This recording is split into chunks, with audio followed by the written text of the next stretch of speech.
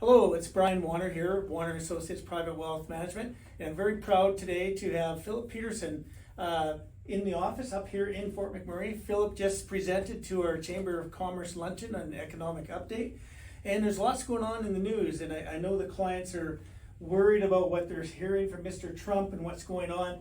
And being in this business, Philip, for 27 years coming up in August, I've seen ups and downs. I saw the Y2K, I saw the credit crisis, I saw the 9/11s and all those things. We made it through and markets still were resilient and strong. Is this time different? This time is different because this isn't a crisis like that. Those were real shocks to the system. When you talk about 2008 and 2009, we had 400 bank failures in the United States, big banks too. And that was a permanent destruction of capital. What this is, it's more of an annoyance, I would describe it. This is a manufactured crisis that could be turned off tomorrow if the individuals involved want to do so. So it's very, very different from what we saw before. And while it can create the same kinds of emotions, the uncertainty, the fear, it's not nearly as serious as what we dealt with before.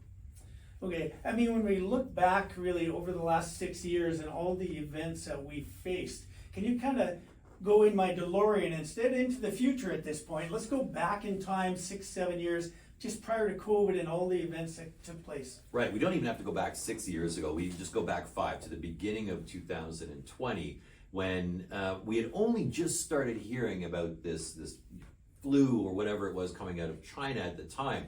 Now let's think about that. If you had asked me what were we going to see over the next 5 years, well, we would see a global pandemic that would effectively shut down economies around the world for periods between 6 months to a year, year and a half. That would result in a very rapid bear market where we would see the TSX fall by 35%, the S&P 500, the US benchmark for stocks, fall by 35%. In the span of 23 trading days, we would have a recession, inflation of 10%, and that's only in the first year. After that, we would see from the political side riots on Capitol Hill following the 2020 election. We would have another bear market. We'd have the invasion of Ukraine by Russia. We would have the war between Israel and Hamas in Gaza. We would see the second largest bank failure in the United States, another bear market in 2020. All of this transpired over the last 5 years, and yet what we like to remind investors is over that same period of time, the S&P 500, the benchmark for US stocks, doubled in value. And so it's not these geopolitical events or other events that go on that really kind of impact the market to the extent that we think. It is a permanent destruction of capital that would, like we saw in 08, and that's not where we are today. So the key thing, and the key always keep in mind, and we tell investors, you're investing for the long term. Unless you need money for specific issues, very short time horizon, we're going to invest that money more conservatively than going forward if it's going to be for your retirement and that.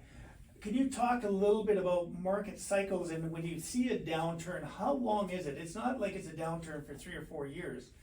Exactly. Talk about some of the cycles. Yeah, and so there's two differences when we think about the market cycle. There's the normal market cycle where you'll have volatility, and volatility is a normal part of the equity markets, and corrections. And a correction by definition is a drop of more than 10% but less than 20. That typically happens every other year. Going back to 1950 or just after World War II, you see a correction every other year. And the reason why it's called a correction is because the markets will get out of adjustment.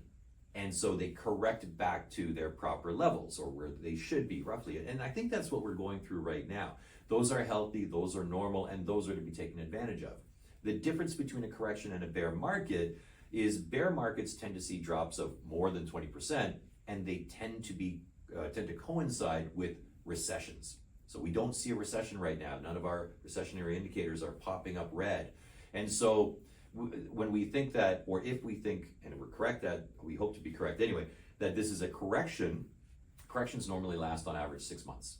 They normally see a downturn of up to 14%, and they normally recover within 6 months thereafter from reaching the low point.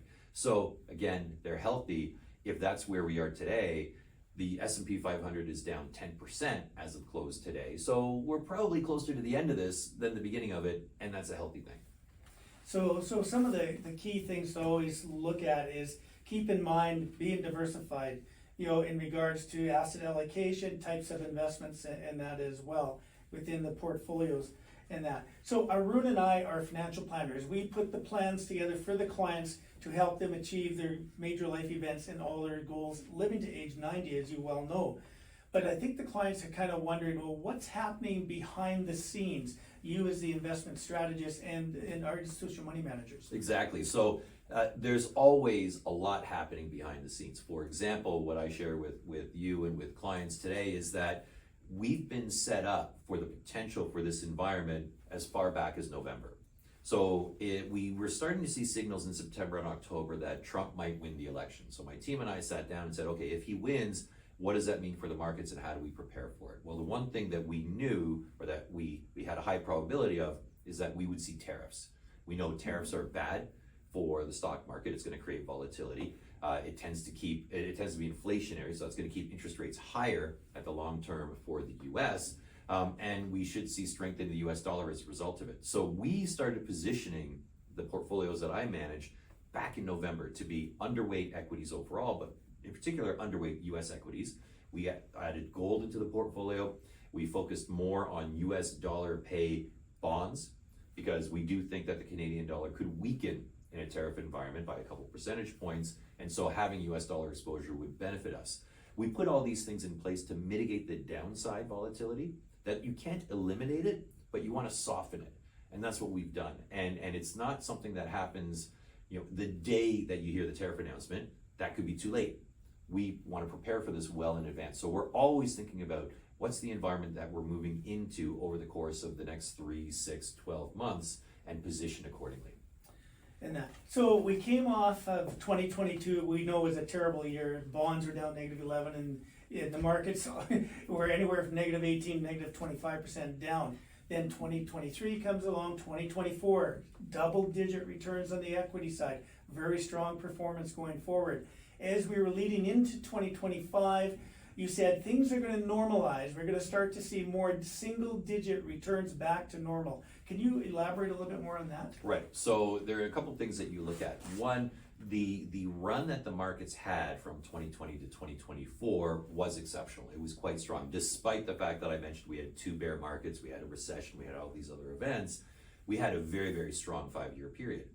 When you see a 5-year period that strong, historically, as you point out correctly, you normalize. And we think about average market returns as being 9% for the S&P 500 for the long term, but the market rarely returns 9%. It's above or below that. So when we think of the environment that we're in, which is a healthy environment still, tariffs aside, we're still in a positive economic environment. Companies are still making money. We thought the US would generate mid-single digits, so let's say 5%. We thought there was better opportunity in Canada or international markets that could see low teens returns. Blended put that all together, and we're looking at upper single-digit returns for a balanced portfolio. We still feel that way. Now, when we were thinking about that, what we did is we did factor in the potential for a correction in 2025. Again, you get one typically every other year. The U.S. equity market was at a significant high level, was fully valued or overvalued in parts. And so you're going to get a pullback. Again, that's healthy, but even with that pullback, we still see the potential for a 5% return in stocks. And I guess one of the things that clients got to be aware of too is there may have been some companies that have been overvalued that you really like, but their valuations are too high, you weren't going to buy them. With the correction, what's going on now, you're seizing those opportunities to buy those companies to see the future growth, to tweak the client's portfolios and get better, stronger returns on the long term, correct? Exactly, and that's the whole point of active management. Active managers, portfolio managers will see a company that they like, and they'll have a buy target on it and a sell target on it. And stocks, we know they don't just stay at the same price forever. They move around, they oscillate. So what you tend to see out of a portfolio manager is as it gets closer and closer or exceeds their buy target, their sell target, they'll start to trim it. And then as the stock price moves lower towards their buy target, well, they'll start to buy it. So this volatility is taken advantage of effectively almost every day by our active managers that are picking the individual stocks that they like and just waiting for the right price. And that. So I guess in closing, if we're saying what were some of the key takeaways for clients, don't watch TV, don't read the newspaper, get rid of that noise. There is, if every hour or every day, there's something new that's occurring in that. Stay invested for the long term, don't panic, this too shall pass. What were your key takeaways into the, as we look at 2025 in regards to what's going on right now? Well, with what's going on right now, you have to realize that tariffs, they are disruptive, but they're not permanent. They're going to be temporary. It's something that can be turned off tomorrow if President Trump decided. And I think there'll start to be more and more pressure on him. Remember, he's someone that wants to be liked, and so he doesn't want to be the bad guy. I don't believe that. So I think there will come a point where he will back away from the tariffs and in exchange for some concession by Canada, Mexico, or other countries around the world. So the tariffs are temporary. The volatility, while unsettling, is temporary, right? Diversification is what manages through these events and allows us to come out the other side in a better position, more comfortable, and closer to our financial goals. Awesome. Well, I just want to remind everyone, please stay calm, stay invested. If you have extra money to invest, now is the time. Sometimes we can do this over a 6-month period, take advantage of those dips in the market. This is how wealth is created. Managing your behavior in these turmoil times when we're seeing these annoyances and this volatility is where you can really create that wealth over the long term. Anything else, Philip, in regards to that? I think that, to sum it up in a nice package, stay calm, carry on. Thank you very much. Thank you, Philip, for Right.